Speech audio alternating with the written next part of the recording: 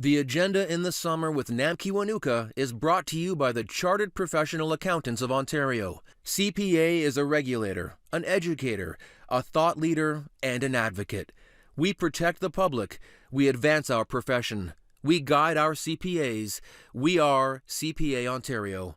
And by viewers like you. Thank you. It's September and the return to school is right around the corner. I'm Nam Kiwanuka, and tonight on the agenda in the summer, we hear from 3 teachers as they prepare for a year like no other.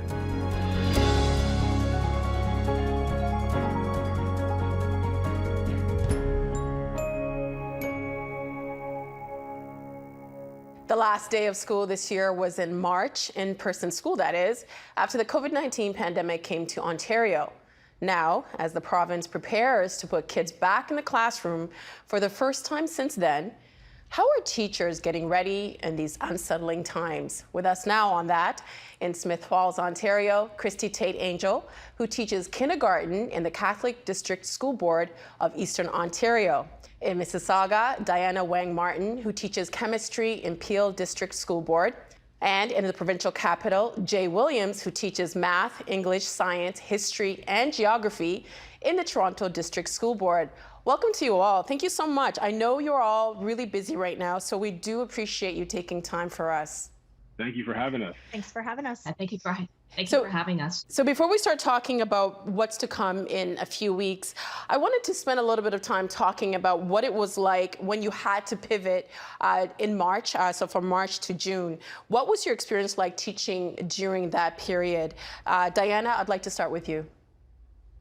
Well, it was very stressful and it was very chaotic for me. We went into online schooling in April after trying to figure out what was happening at the end of March.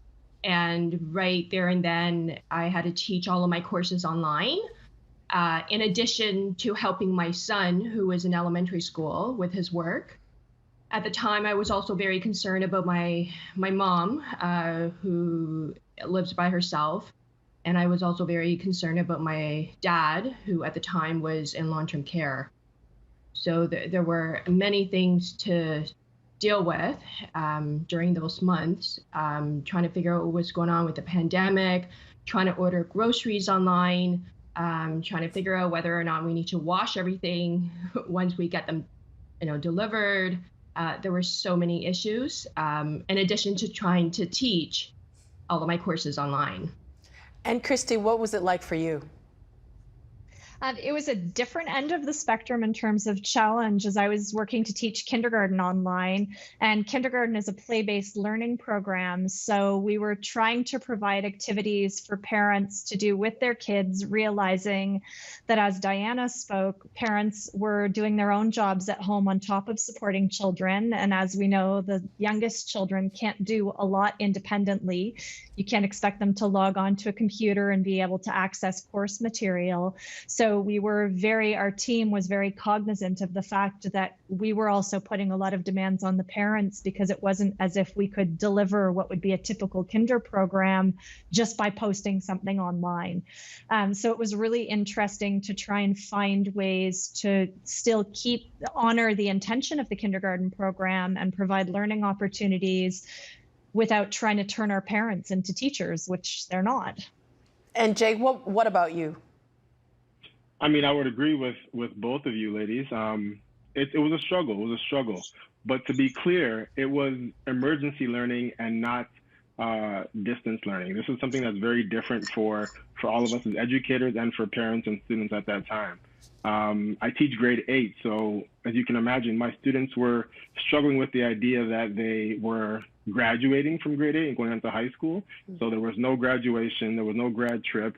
And then just the thought of them thinking about starting grade 9 in a whole new school, possibly virtually too. So there's a lot of stress added to them at that time. But similar to what you were saying before about finding silver linings, I, along with a friend of mine by the name of Matthew Morris, created a weekly online Zoom platform called Quarantine Ed that allowed teachers like ourselves to come together and vent and share ideas and opinions and questions and kind of create like this ongoing therapy opportunity for educators during such a uncertain time.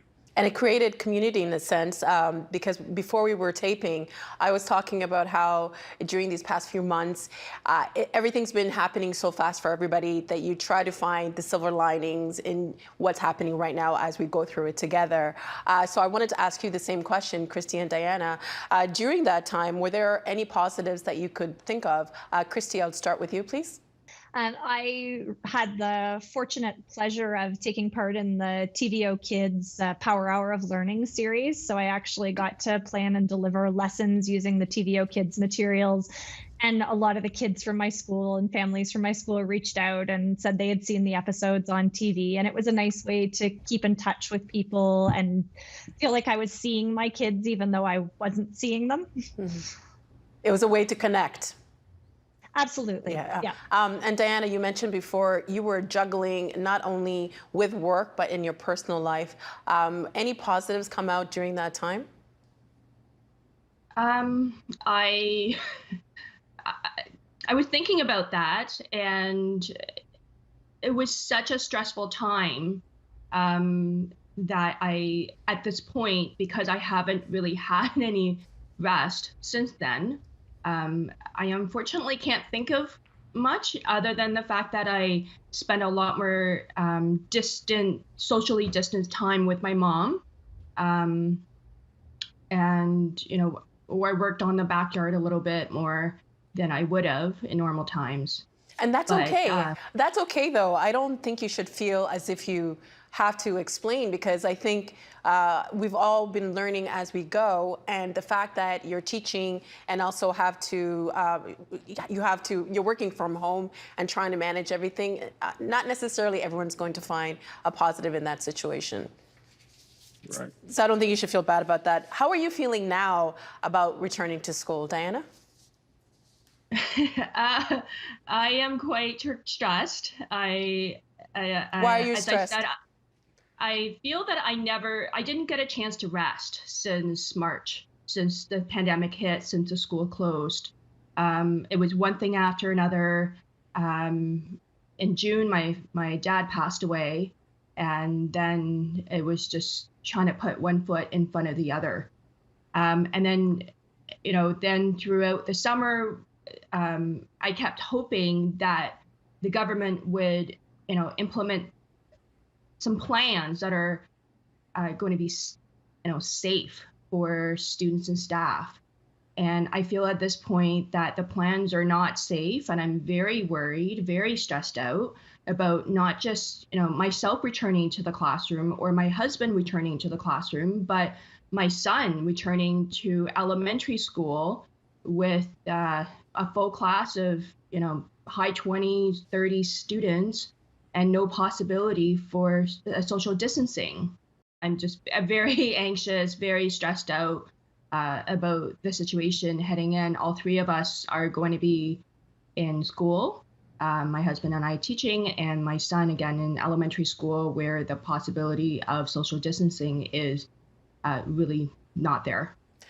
I want to express my condolences for your loss of your father.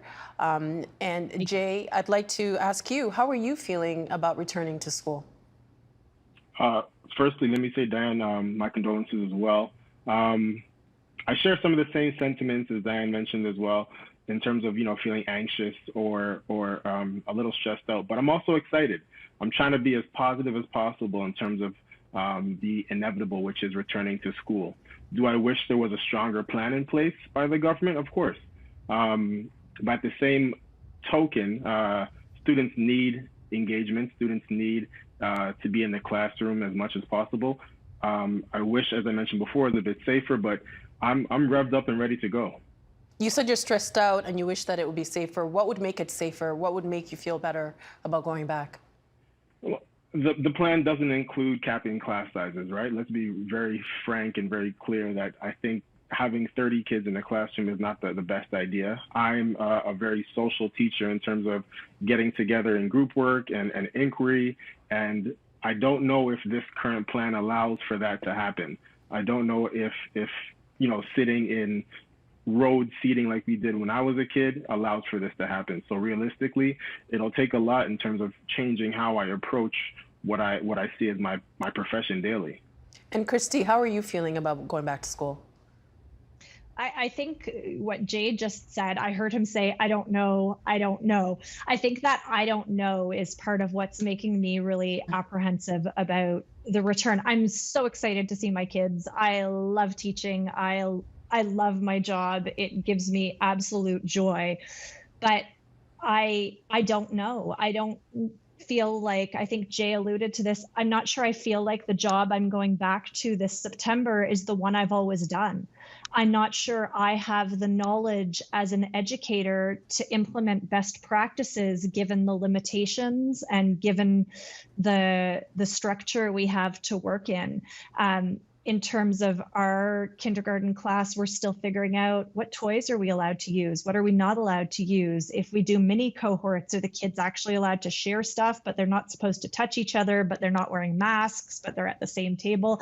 And it just comes back to that piece Jay said about, I don't know. And I think that's the thing that's causing a lot of stress and a lot of anxiety is everything is changing so quickly and so day to day that what we think is going to be the plan one day is completely different the next day. And we're hearing one set of safety guidelines from our local health unit, but they don't necessarily mesh with other safety guidelines.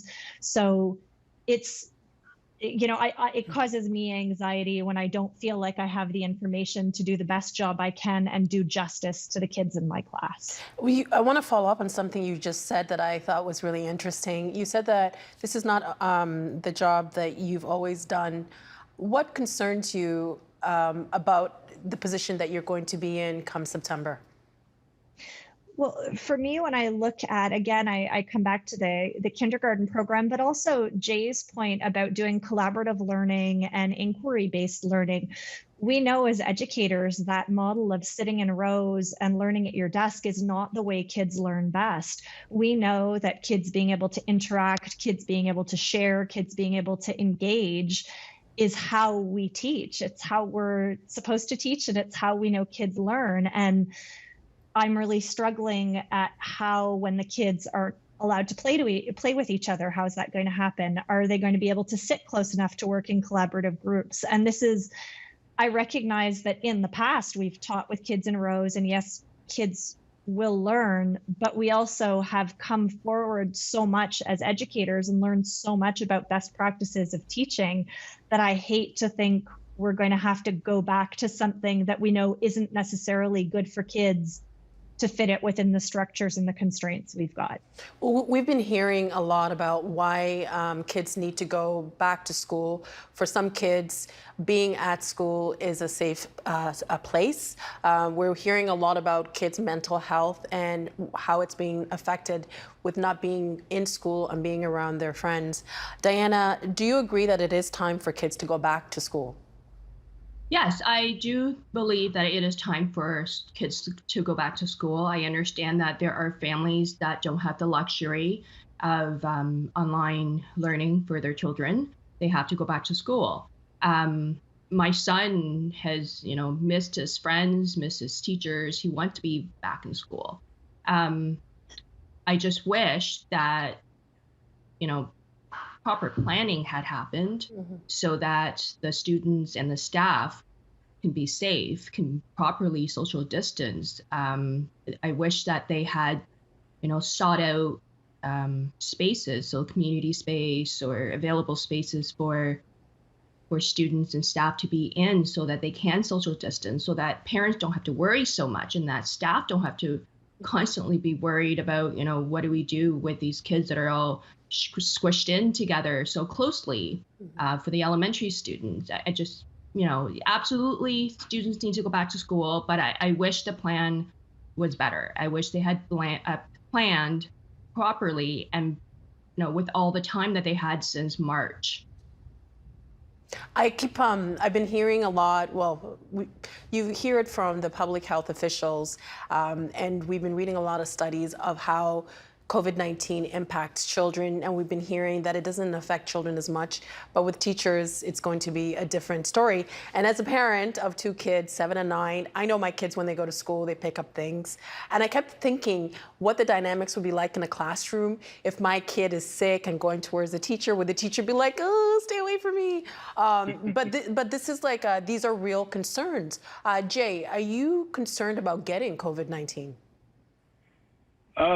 Good question. So I was asked this recently by a family friend, and to be honest, I mean, I'm concerned, of course, because it does have long-lasting effects, but I'm a rather, I guess, young-ish, healthy person. So it's not as a large concern as it is for some of my peers who are a bit older and who have already expressed concern about, returning back in September or returning in September this fall, who have actually opted out at this point. So am I as concerned? No, but I understand that there is a greater risk for some of my family members who are a bit older, and I'm with my family weekly. So I'll have to adjust what that looks like as the school year progresses.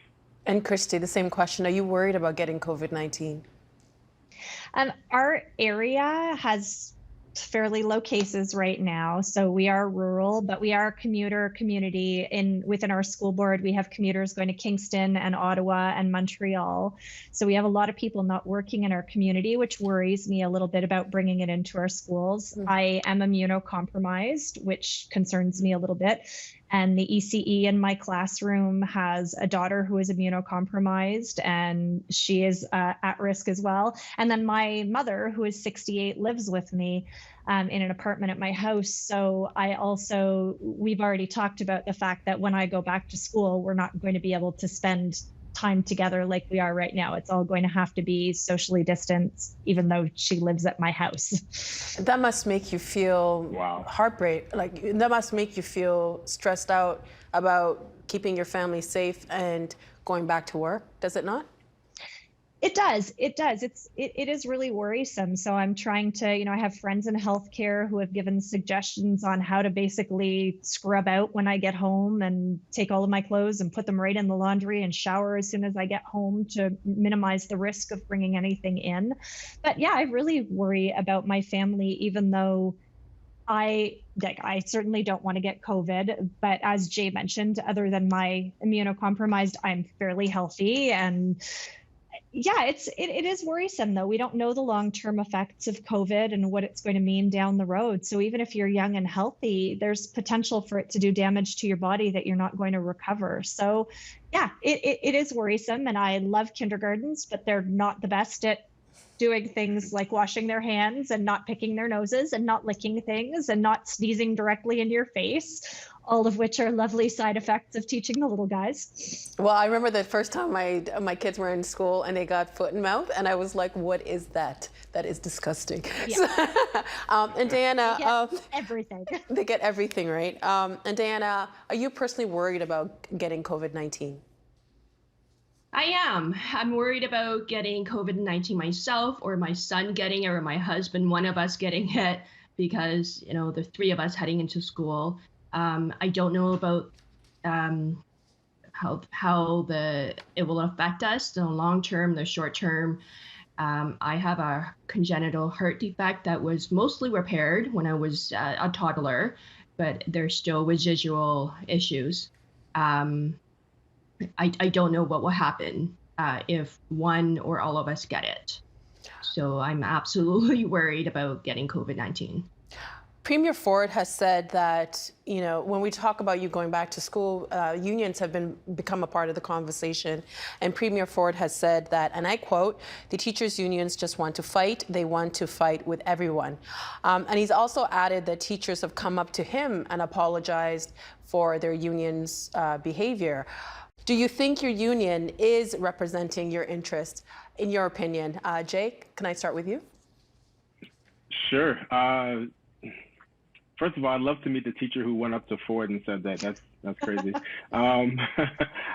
Yeah, you know what? I think the union is doing some work, maybe a bit behind the scenes. Do I wish they were a bit more in your face in terms of what the plans are? By all means, of course, but I understand that's how the union sometimes works. And oftentimes the general public will we'll see that, they're not in your face as often, or the presence is not there, and then think that that's, scenes aren't happening or things aren't happening behind the scenes. But yes, to answer your question in a long about way, the union is doing what they need to at this time.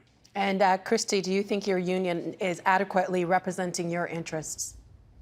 I think OECTA has been doing a fantastic job. I appreciate all of the work they're doing. To disclose, I sit on my local executive of my union, so I am fairly involved. But I really appreciate the fact that all of the teachers' unions have really been working together to try and send a clear message to the ministry. I know that they were all working in March to try and get the ministry to start working with them on plans for return. And I'm not sure what else we can expect the teachers' unions to be doing when they receive the information the same way parents do. The unions are not getting notifications from the ministry weeks in advance. They're watching the press releases on TV, same way the school boards and the teachers are. So it's very hard to, I recognize more information would be nice, but they're scrambling the same as everybody else because they're not being given the courtesy of adequate consultation and adequate notification so that they can actually work with the ministry. And what about you, Diana? Yes, I completely agree with both Christy and Jay.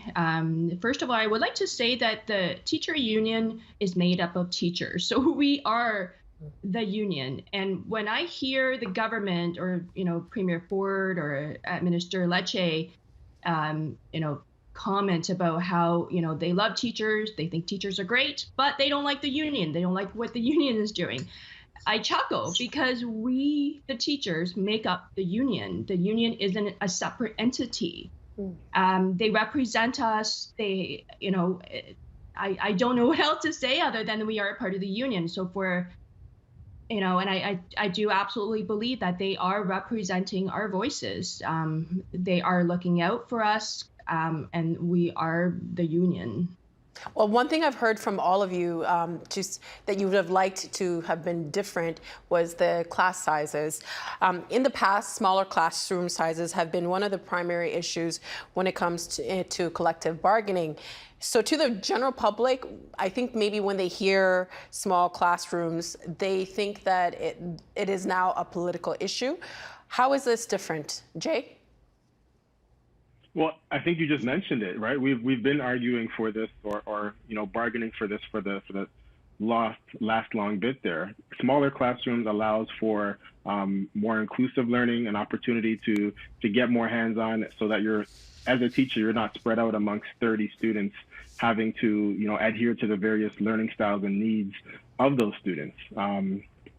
Throw in the spec ed aspect, and now you're spread even more thin. So the fact that this is coming about, or it's being played as if it's only being mentioned now, is ridiculous. And Christy?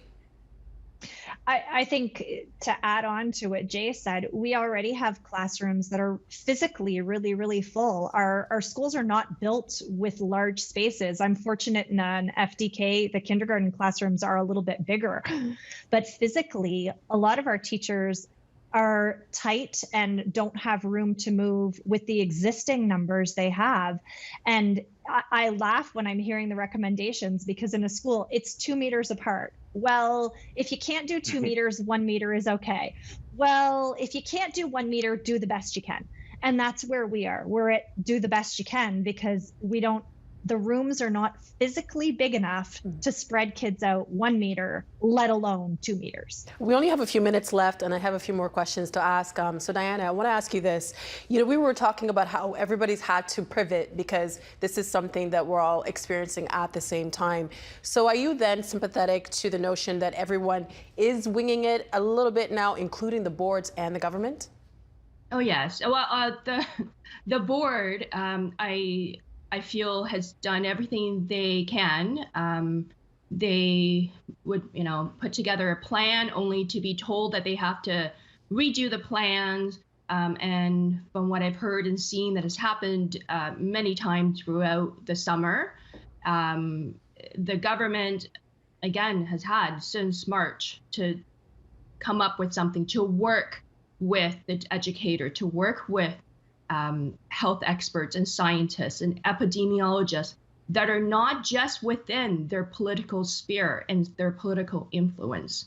They have had so much time to work with everyone involved in education, but they did not. Well, at least I don't feel that they have. They've only worked with, the health officials and the medical doctors within their sphere of influence, and not everyone else. And Jay, are you sympathetic to the government? Ooh, no. In the sense that we're learning as we go. I'm sympathetic to the boards. I'm sympathetic to TDSB. I understand that there's a lot on their plate right now in terms of dealing with COVID and things like anti-Black racism as we head back into the schools and making that a priority. But am I sympathetic to the government? I can't say that I am, sorry. Christy, lots of people have been working throughout the pandemic, including grocery store clerks that make minimum wage. So can you see why some people are not entirely sympathetic to the concerns of teachers? I think it's a challenge, absolutely. But I think it's a very, very different environment that we're teaching in. When we look at what personally I'm looking at 26 kids, none of whom are going to be wearing masks. I'm going to get a mask and a shield, but we're going to be touching everything. A grocery store clerk, I recognize, especially the environment has been challenging because there's been a lot of hostility. But when I look at my grocery clerks, they've got a plastic shield between them. They've got their mask on. They've got floor markers everywhere. The safety protocols are there, and the safety protocols are not if you can do it, if it works. They've got lineups outside limiting the number of people in there. It's absurd to me that an LCBO can have 10 people inside one at a time, and somehow 26 kids without masks in a classroom is okay. That piece doesn't mesh with me. And in some cases, because of kids signing up for online, our classes are getting collapsed, and we've got bigger classrooms than we thought we were going to have in some cases right now. And that's all the time we have for tonight. I really appreciate your insights. I know we'll be following this story for the next few months. We really appreciate your time. Thank you so much. Thank you for having us. And that's it for tonight's Agenda in the Summer. I'm Nam Kiwanuka. Thanks for watching TVO and for joining us online at tvo.org. And we'll see you again tomorrow. The Agenda in the Summer with Nam Kiwanuka is brought to you by the Chartered Professional Accountants of Ontario. CPA is a regulator, an educator, a thought leader, and an advocate. We protect the public. We advance our profession. We guide our CPAs. We are CPA Ontario. And by viewers like you. Thank you.